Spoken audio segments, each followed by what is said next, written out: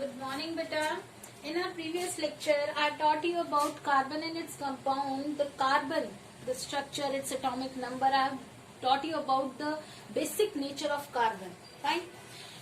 There from that, relating to today's lecture with the previous one, in the previous lecture I have taught you about its tetravalency. What do you mean by tetravalency? That means forming of 4 bonds, or you can say 4 valency, 4 electrons in the last orbit. All are the same thing, correlated to each other. When 4 electrons are there, that means covalency is equal to 4. Now one more thing, the new term here, we are having carbon, and carbon forms like this tetrahedral structure. Then the bond angle formed here is 109 degree 28 minutes. What do you mean by this minute? This minute represents 60 minutes is equal to 1 degree. And it is not completely 60, that means 110 हो जाता, अगर पूरी degree हो जाती तो 60 minutes. That's why it is written like this, half degree approximately. Fine. Now coming further to the next terms, that there are types of covalent bond. What are those types of covalent bond? Covalent bond are of 3 types. One is single bond. How single bond? Let me give you the example for single bond. Look here. Methane. All have heard about the term methane. Methane के पास कितने bond हैं? 4. All are carbon attached with other 4 hydrogens. In this way the single bonds are there. और जो ये single bond होते हैं, each single bond is represented with 2 electrons. 2 electrons. That means if carbon is kept here, then it is represent. हम हमेशा दूसरी species के electrons को एक डिफरेंट स्ट्रक्चर से रिप्रेजेंट करते हैं. They are represented like this. That means carbon के जो इलेक्ट्रॉन्स हैं वो तो मैंने इलेक्ट्रॉन रिप्रेजेंट करे डॉट से, और हाइड्रोजन के इलेक्ट्रॉन्स उनको मैंने रिप्रेजेंट किया क्रॉस से. And how the dot structure would be created है, कल भी बताया था.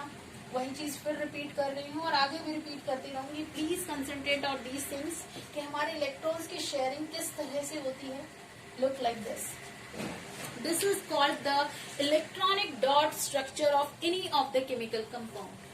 अब यही चीज हमारे पास डबल बॉन्ड में भी आ सकती है, ट्रिपल में भी आ सकती है.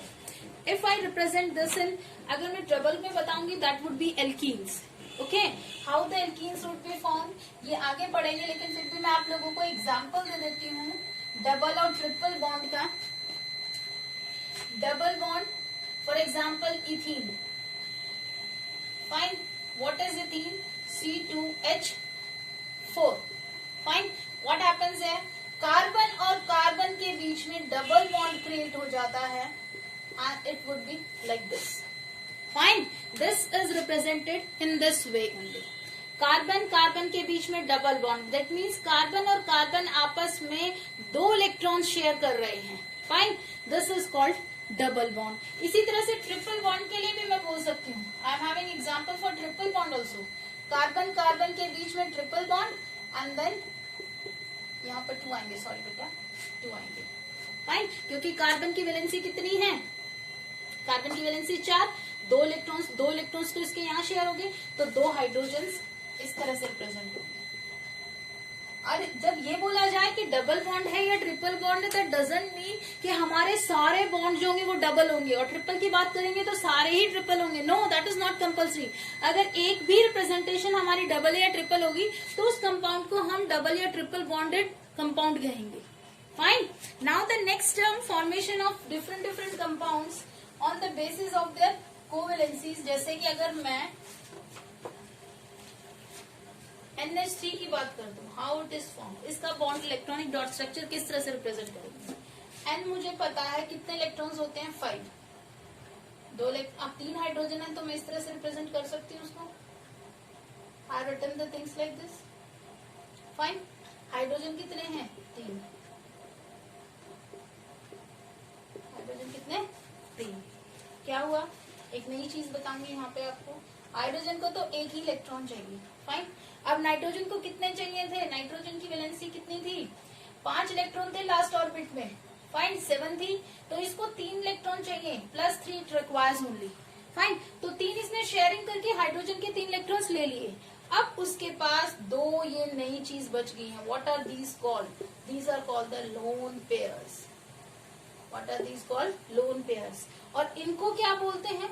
एक डॉट और वन क्रॉस से हमारा बनता है एक bond, and this is known as the shared pair. What is it called? Shared pair. This is called as shared pair. In this way you can see so many examples. देखो मैंने methane का example अभी आपको समझाया है. NH3 a different one जिसमें lone pair representation होती है वो मैंने आपको समझा दिया. हाइड्रोजन क्लोरीन का मैंने आपको कल भी समझाया था. In this way we can do practice of so many other examples also. From your book we are having so many examples here. Look here. Here you can see. Fine. On page number 7 of this book, Pradeep's all are having. You can practice the things from here. N2 is there, O2 is there, lone pair representation is there, methane is there.